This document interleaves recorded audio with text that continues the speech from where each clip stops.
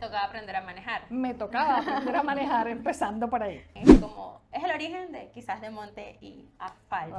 Viajábamos mucho hacia Maripa. Viajar con los míos para que se enamoren como yo de todo lo que ha sido mi vida. Una vida recorriendo el país.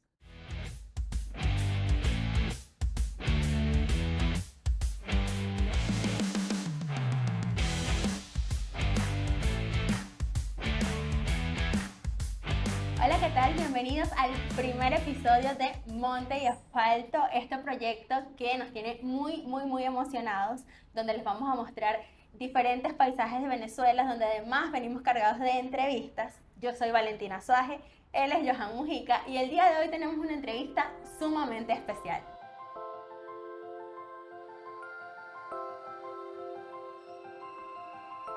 Hoy nos acompaña una mujer que define perfectamente la palabra resistencia.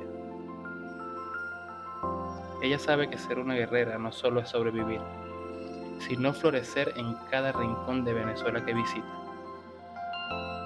Es un ejemplo de fuerza, es una trotamundos por elección, y para mi suerte es mi mamá, Arelis Olivero. Qué alegría tenerte aquí. Bienvenida a Monte y Asfalto. Gracias, gracias. Vamos a empezar de una vez con las preguntas y bueno, queríamos también como reconocerle que de una u otra forma, gracias a usted, este proyecto se está dando, porque si usted no hubiese quizás incentivado a Johan a conocer Venezuela, a querer, no hubiésemos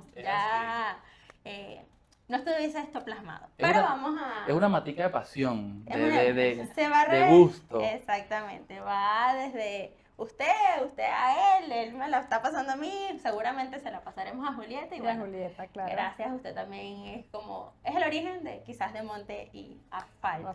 Pero queremos empezar de una vez con las preguntas y es ¿por qué? ¿De dónde nace esa pasión de viajar? Ok, yo diría o digo que mi pasión por viajar viene de mi infancia, principalmente. ¿Por qué? Porque mi padre, José Olivero, que en paz descanse, él de joven siempre fue radioaficionado. Y dentro de su ¿cómo se llama? Marco de trabajo, cubría rutas de ciclismo. Y siempre que había un recorrido a nivel nacional en cualquier sitio, lo primero que él le decía a nuestra madre era, recoger los muchachos que nos vamos. Y arrancábamos en carretera a recorrer Venezuela, siempre siguiendo el circuito de ciclismo. Y eso desde pequeños, con el crecimiento, pues nos fue enseñando y nos fue apasionando por los recorridos de cada sitio que pasábamos con él, ¿verdad? Y bueno, de ahí en adelante, lo que ya es mi adolescencia, pues ya ese gusto estaba sembrado por conocer más y más Venezuela. Pero de ahí radica el... ¿Y cuál es ese viaje soñado que tú dirías, mira, esto es el top de mis top en mis recorridos por el país? Bueno, básicamente comienzo en mi adolescencia ya, después de haber pasado una niñez rodando por Venezuela con mi papá, a nacer en mí una idea con respecto a la Gran Sabana. Leía, escuchaba, me documentaba y fue creciendo en mí esa pasión por conocer Gran Sabana, básicamente. Entonces ya en mi época de adolescente tuve esa idea bien marcada. Primeramente, de tener el vehículo que yo sabía que me podía llevar a esos horizontes. ¿Por qué? Bueno, porque ya conocía de que la Gran Sabana es la Gran Sabana. En aquel entonces tenía unas condiciones y para yo poder irme hacia esos lados a conocer qué era lo que quería, necesitaba un vehículo, principalmente un vehículo rústico. ¿Y lo lograste comprar ese vehículo? Sí, o sea, viene el proyecto en mí de comprarme un Toyota, porque eso era lo que me gustaba. En rústicos era lo que me gustaba y era lo que yo sabía que me podía llevar a realizar ese sueño. Sí, a buscar ese conocimiento de la Gran Sabana en un vehículo rústico. Entonces, bueno, en mi adolescencia me fui preparando ya a mis 18 años y estando económicamente preparada, pues yo adquiero mi primer carro, que era un Toyota. Para eso me ayudé y me apoyé con uno de mis hermanos, que siendo mayor, pues, y teniendo un poquito más de experiencia en ese ángulo, él me ayudó a buscar los vehículos que él consideraba que yo debía tener. Me consigue cualquier cantidad de presupuestos en carros de paseo, considerando que yo era una chica joven, ¿verdad? Que no sabía manejar. Entonces, cuando él trae todo eso, yo le digo, ajá, pero y falta uno aquí y no está el Toyota. ¿Cómo que el Toyota? Sí, porque ese es el que quiero.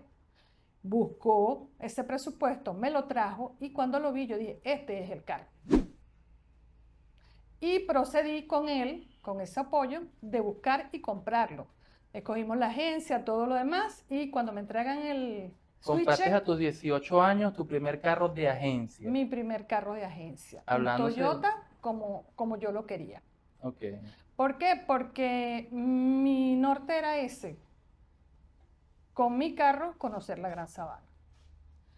Pasó que después que tengo las llaves de mi carro, Le tocaba aprender a manejar. me tocaba aprender a manejar empezando por ahí. Ese mismo hermano fue quien me dio ese apoyo, fue quien me llevó los cambios, porque era un carro sincrónico, carro nuevo por supuesto, pero tenía que aprender. Ya yo le había planteado a él que ese era mi sueño, la Gran Sabana. A 15 días de tener la llave de mi carro, él me dice, nos vamos para la Gran Sabana. Entonces yo le digo, ella va. O sea, sí, ese es el carro que yo quiero para ir a la Gran Sabana, pero 15 días, no puedo. Yo no puedo. ¿Por qué? No tengo condiciones de días libres porque sabía que íbamos a necesitar muchos o varios días para poder hacer el recorrido, porque hasta donde yo sabía la Gran Sabana era la Gran Sabana, algo muy lejos. Entonces él me dice, oye, pero ya yo me había programado para que nos fuésemos a la Gran Sabana en esta fecha. Yo digo, no, en esta fecha yo no puedo, Ernesto, de verdad no puedo. Entonces yo le digo a él me dice, me plantea, bueno, pero oye, ya yo tenía planificado todo esto, ¿qué tal? Yo me voy con el carro, pero yo no puedo ir. Y yo le dije, ok. O sea, su hermano se fue a la Gran Sabana con el carro que usted compró para ir a la Gran Sabana y usted no fue a la Gran Sabana. No pude, en ese momento, por supuesto, ir a la Gran Sabana con mi carro. No estrenó el carro. No estrené el carro para la Gran Sabana, que era como que se quería.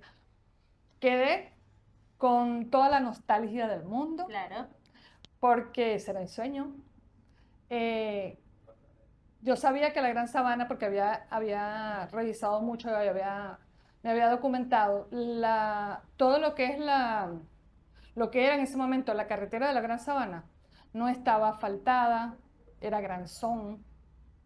Bueno, él se llevó su carro, o mi carro, se fue con 2 hermanos míos más e hicieron el recorrido. Cuando regresaron, más ganas de llorar me daban, porque el carro era cobre metal, ese era su color de origen. Y cuando llegó, no se le veía el color de origen por ninguna parte. Era marrón totalmente el color del granzón de carretera. Porque todo el recorrido lo hicieron, por supuesto, y el carro agarró tierra por todos lados y se le tapó totalmente el color. Para volver a su cobre metal me costó. Me costó porque fue cepillar las orillas, todas las hendiduras, porque no salía. Pero bueno. ¿Logró ir a la Gran Sabana? Sí, ya después de 20 años. Pero lograste ir con ese carro de agencia. No, por supuesto que no. Mi carro de agencia estuvo conmigo durante 8 años. Y bueno, me lo robaron. Perdí mi carro, más nunca supe de él, por supuesto. Y después tocó, porque las condiciones económicas no eran igual, comprar otro carro, pero carro de paseo. Más para el trabajo, más para la hija pequeña que ya teníamos. Ajá, el diario. Pero para Gran Sabana pasaron 20 años para que yo pudiese haber cumplido ese sueño. Y después de 20 años, nuevamente, pude colocarme en otro rústico que sí era el que me iba a llevar. Ese, ¿qué consideras que fue lo más complicado, lo más difícil, el proceso que pudiste vivir en ese primer viaje? Considerando que la Gran Sabana es un destino que es súper retirado, que son 2 días de carretera. Principalmente porque era mi gran pasión, y hablo de era, porque a Dios gracias, pues pude haber cumplido ese sueño. Viajar a la Gran Sabana, me preparé mentalmente y apasionadamente para hacer ese recorrido. Y en ese primer viaje fueron 10 días de carretera. Bastante fuerte para una mujer. Yo no fui sola. El viaje lo hicimos un equipo de familia, entre hermanos, sobrinos, tíos, primos, todos con su grupo de familia, pero fuimos varios carros. Y fueron 10 días.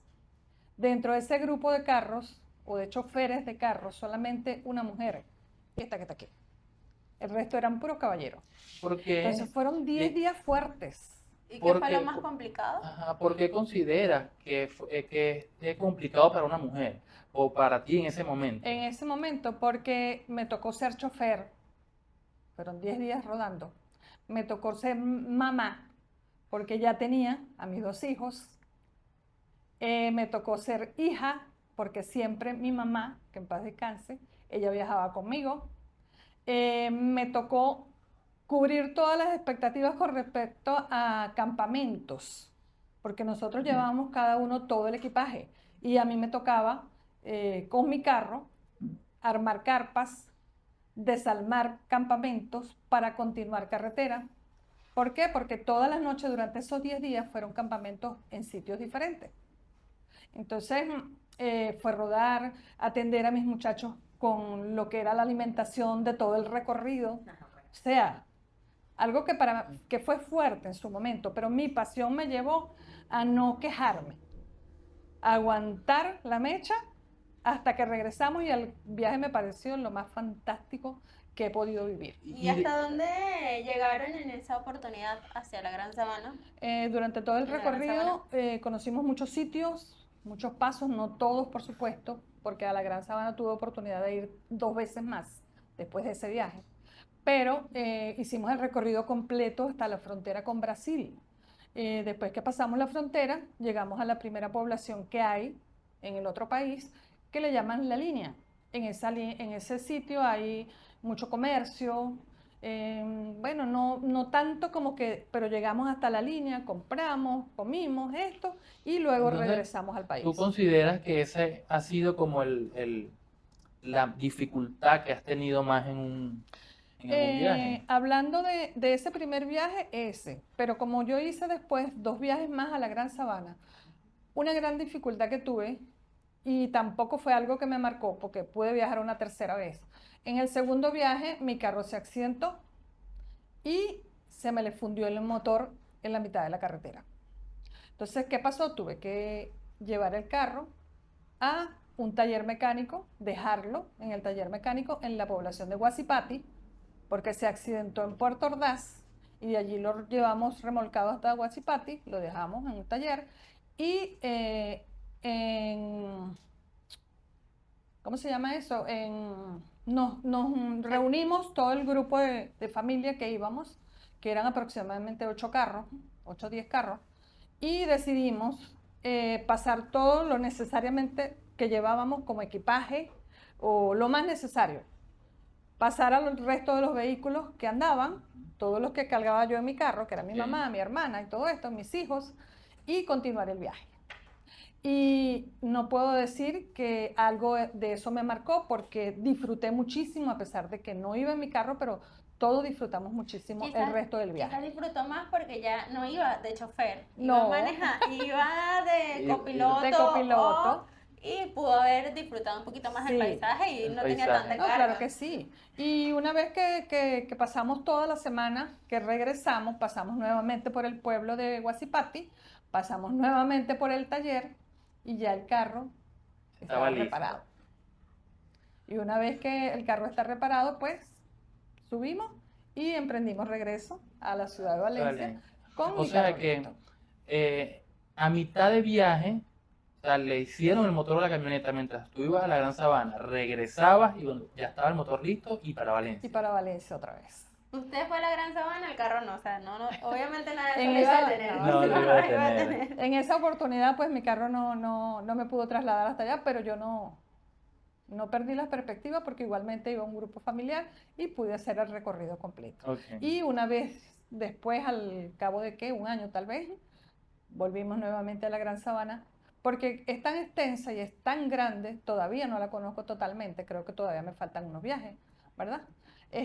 Pero en un tercer viaje fuimos a otros sitios que no fuimos ni al primero ni al segundo.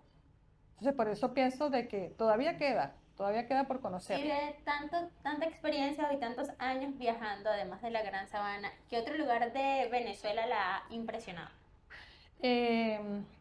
Puerto Ayacucho, la parte sur de Venezuela, primeramente por el tobogán de la selva. Tiene un monumento natural que es el tobogán, que es bellísimo, un gran afluente, un río muy fuerte, baja por una gran piedra, una gran roca. Eso lo hace un balneario, actualmente es turístico. Tienen la parte baja, le hicieron piscinas y la gente que va al turismo se lanza como a la mitad de la caída con la corriente de agua y hacen lo que llaman el tobogán y caen a la piscina. Es un monumento natural muy lindo, de verdad que vale la pena conocerlo. Ir a Puerto Ayacucho y no conocer el tobogán, pues no hacer nada. Igualmente en Puerto Ayacucho tenemos la casa de Tarzán, que es una casa que está fabricada en lo alto de una gran roca redonda. Y bueno, todo el que llega a la ciudad, lo primero que le indican es que pasen por tal avenida, porque está en la parte céntrica de la ciudad, para que vean la casa de Tarzán. Aparte de que Puerto Ayacucho también nosotros pudimos visitar otros ríos de aguas muy cristalinas, como Pozo Cristal, Pozo Azul. Puerto Ayacucho, como todos los paisajes de Venezuela, tiene cosas muy lindas que conocer. Hay una historia familiar Ajá. que es que viajábamos mucho hacia Maripa. ¿Qué es Ah, ok. Maripa? ¿Dónde queda Maripa? ¿Por qué viajar tantas veces a ese sitio?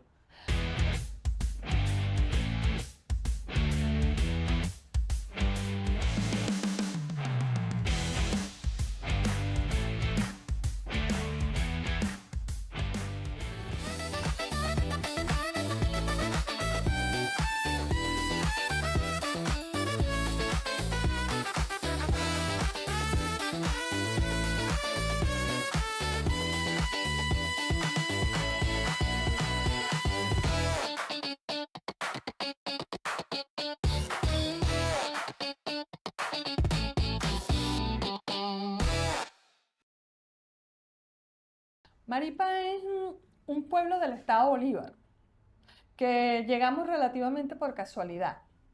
En ese primer viaje que hicimos a Maripa, no sabiendo qué tanta distancia teníamos, hicimos el recorrido en 18 horas. ¿Por qué? Porque hay que atravesar primeramente 3 ríos y en ese momento había que hacerlo en Chalana. Uno, el principal, que es el Orinoco. En ese paso de Caicara de Orinoco no hay un puente y hay que atravesarlo en Chalana. Y es más o menos ancho esa parte del río. Luego el Aro, luego el Caura, el Cuchivero, son ríos que había que atravesar con Chalana. Actualmente no, ya el único que queda con el paso de Chalana es el Orinoco, pero los otros ya le han construido pueblos, Puentes. puentes. Pero Maripa como tal es un pueblo muy pequeño, muy autóctono, muy indígena sobre todo. Tiene un afluente bastante fuerte que es el Caura, pero hay ríos balnearios que son, por ejemplo, como el Bongo, que son de aguas muy cristalinas. Y también está muy rodeado de lo que llamamos morichales. Donde hay moriche, hay agua de pozo profundo, porque el moriche trae agua del subsuelo. Y se hacen donde ves en la Gran Sabana o en cualquier parte del llano moriche, ahí hay agua. Entonces, en el pueblo de Maripa está muy rodeado de pozos que son morichales, de aguas muy cristalinas, que eso acá en el centro de la ciudad no se ve. Y bien vale la pena echarse el viaje de tantas horas de carretera para pasar un día espléndido bañándose en un pozo de aguas cristalinas. Ajá. Entonces, Maripa básicamente es eso, o sea, no nos cansamos, muchos años estuvimos yendo a Maripa. ¿Y qué recuerdo tiene de Maripa que sea especial?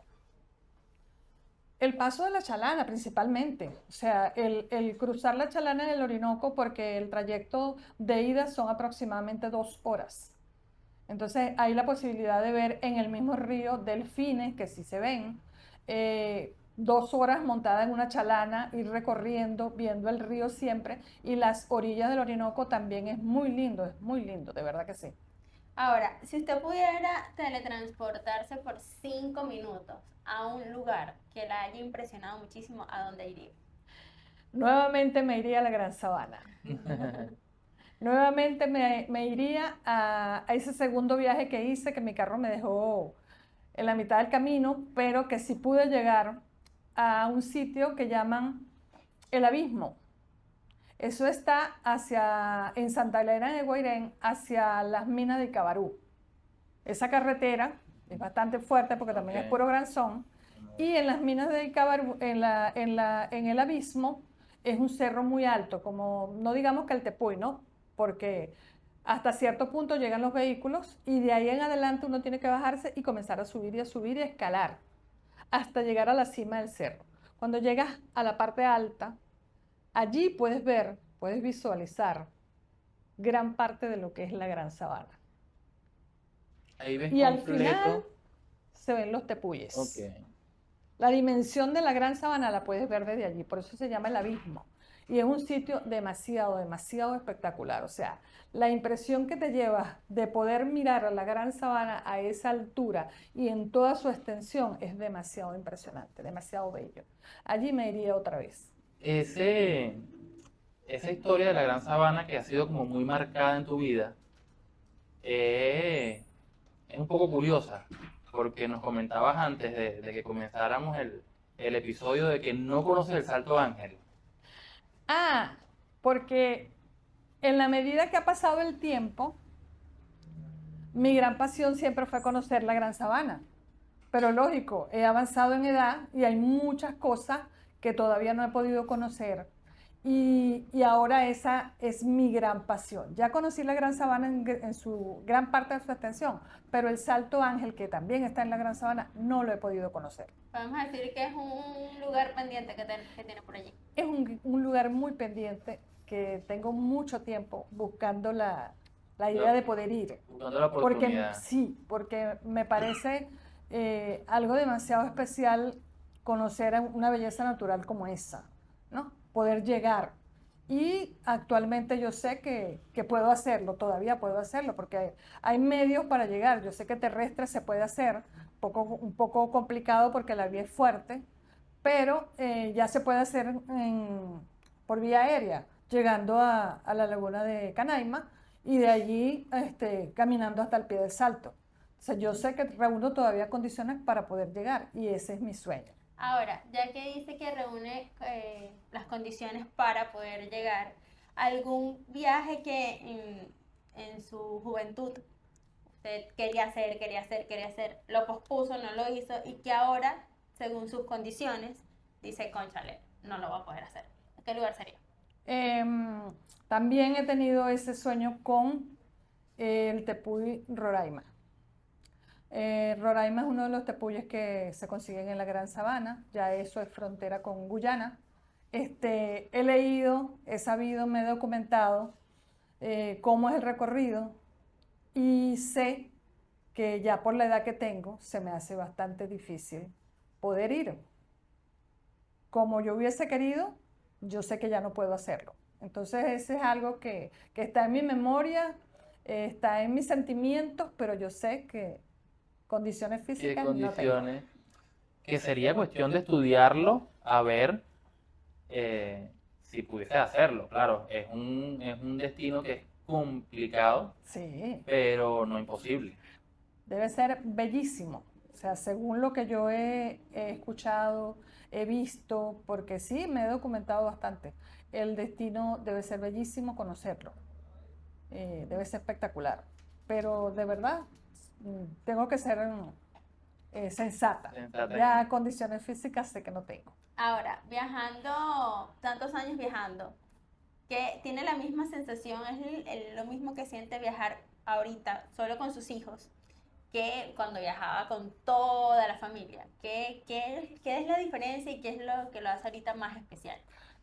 Mientras viajé con la familia, porque viajé por muchos sitios de Venezuela, era conocer, disfrutar de cada sitio, porque no solamente la Gran Sabana, vamos a estar claro de que también cualquier cantidad de estados de Venezuela, Mérida, todo eso es muy lindo.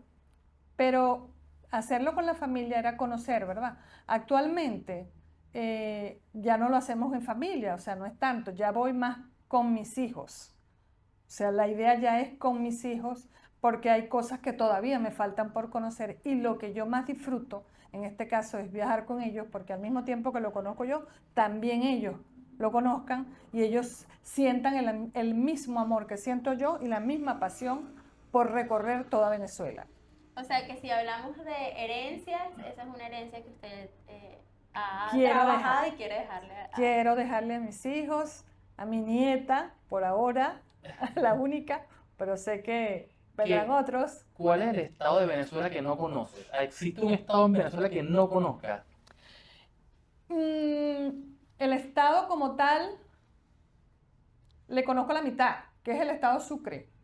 ¿Por qué? Porque he viajado por la parte de Oriente y he llegado de Cumaná hacia acá, pero de Cumaná hacia allá no he podido recorrer. ¿hacia allá, hacia dónde? Hacia allá, hacia Guiria, hacia Ok. todo lo que es la costa de Venezuela en el oriente del país. Que conoces hasta el del Tamacuro. Hasta el delta Macuro, porque hasta Tucupita también he tenido oportunidad de ir. Y también es muy lindo el paisaje, las carreteras, el delta del Orinoco. O sea, todo eso es demasiado espectacular. ¿Se considera una mamá 4x4? Si pudiera decir que 12 por 12 lo haría. Pero Una mamá de rustiquera, que le gustan los rústicos. me gusta lo rústico, me apasiona conocer, me apasiona viajar, pero hoy por hoy, a la edad que tengo, más me apasiona viajar con los míos para que se enamoren como yo de todo lo que ha sido mi vida. Una vida recorriendo el país, conociendo, disfrutando y que ellos también puedan seguir ese mismo legado, al igual que sus hijos. Nombró al principio que uno de los viajes de lo que le fue más complicado es también que fue hija y que usted siempre viajaba con su mamá. ¿Tiene algún recuerdo especial de algún lugar especial que conserve con su mamá en estos viajes? De un lugar específico con mi mamá no, porque hice muchos viajes con ella y fueron muchos lugares los que pude conocer con ella. Pero sí, ese amor y esa pasión de viajar, yo lo aprendí de ella, porque siempre como viajaba con ella, cuando le decía, vamos a un sitio específico de Venezuela, cuando nos montábamos a planificar ese viaje, a organizar lo que teníamos que llevar, esa pasión que ella le imponía a todo eso, era lo que a mí me contagiaba. Y entonces, toda la vida, por supuesto, mientras ella estuvo con nosotros, yo me disfruté y pude ver en ella, o aprendí de ella, de esa misma pasión. Y de allí viene mi querer por Venezuela y por los viajes. Y es lo que quiero que aprendan mis hijos y quieren mis hijos. Entonces, más allá de un lugar, recuerda es el proceso de organizar todo, que sería algo especial con su mamá. Con mi mamá, sí. Ahora, si usted podría darle un mensaje a las mujeres que son mamás y tienen bebés pequeños o niños pequeños para viajar y que se detengan porque las condiciones, o sea, ¿qué le aconsejaría para que sigan viajando? O para que inicien a conocer Venezuela. Como mujer, esa pasión nació en mí desde muy pequeña, ¿verdad? Crecí, desarrollé esa gran pasión y también como fui mamá, por supuesto, tuve mis 2 hijos y con ellos comencé a viajar desde que estaban muy pequeños porque a ambos 2 los saqué de meses. Y siempre tuve, en la medida que fuimos desarrollando cada viaje, fui tomando principalmente las previsiones de que a ellos durante esos viajes no les faltara absolutamente nada. ¿Y cuál es la previsión más grande? Sobre todo el agua.